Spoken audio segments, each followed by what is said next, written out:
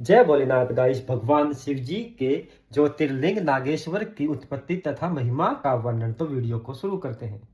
प्राचीन काल में दारुक नाम का एक दानव था और उसकी पत्नी का नाम दारुका था। दोनों दुर्गा जी के द्वारा दिए गए सुंदर वन में रहा करते थे और वह वन पश्चिम समुद्र तट पर स्थित था। और वहां के लोग दोनों की हिंसा से दुखी होकर ऋषि औरव के पास गए और उन्हें अपना दुख बताया। तब ऋषि औरव ने कहा, आप लोग घबराओ मत। जब दानव हिंसा करने लगे और यज्ञ में बाधा डालने लगे तब समझ लेना उनकी मृत्यु निश्चित है।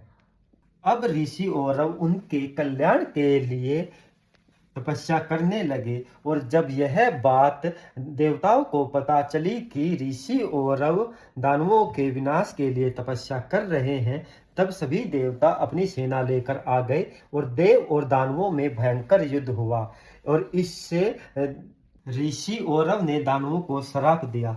इससे दारुक की पत्नी दारुका ने अपने पूर्वकालीन के वरदान के प्रभाव से नगर को उठाकर समुद्र में स्थापित कर दिया। इससे सभी दानव वहां से सुखपूर्वक रहने लगे।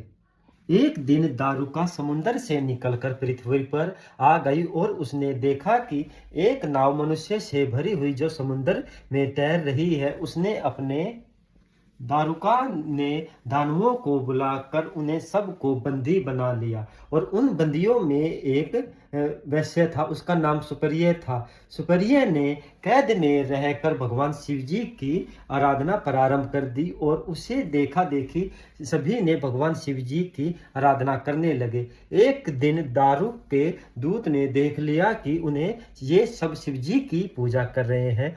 तब दारुक आया और उनसे कहने लगा कि तुम किस लिए पूजा कर रहे हो और किस कारण कर रहे हो? मुझे सच सच बताना, नहीं तो तुम्हें मार दिया जाएगा।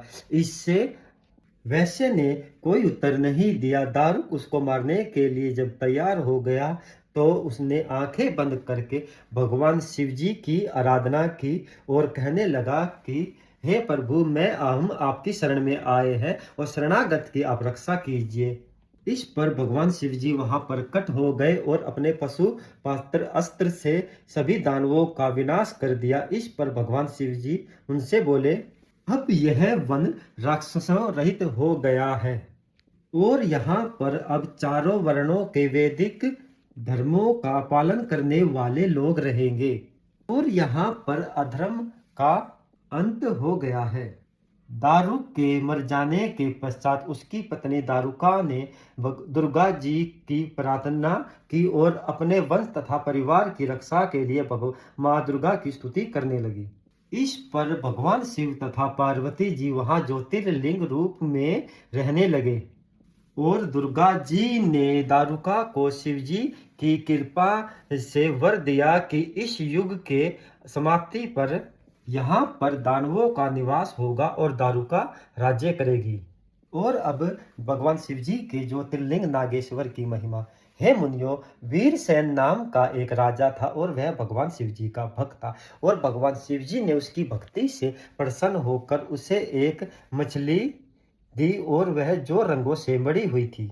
उस लकड़ी की मछली को योग शक्ति तथा शक्ति से उत्पन्न करके भगवान शिव जी ने कहा कि तू इसकी सहायता से सेना सहित शिविर में पहुंच जाएगा और वहां पर जाकर नागेश्वर नामक ज्योतिर्लिंग स्थापित करना और उसकी पूजन करना और स्तुति करना। इससे उसे तुम्हें पशुपात्र अस्त्र प्राप्त होगा जिससे तुझे दानवों पर विजय प्राप्त कर लेगा और तुझे किसी वस्तु की कमी नहीं रहेगी।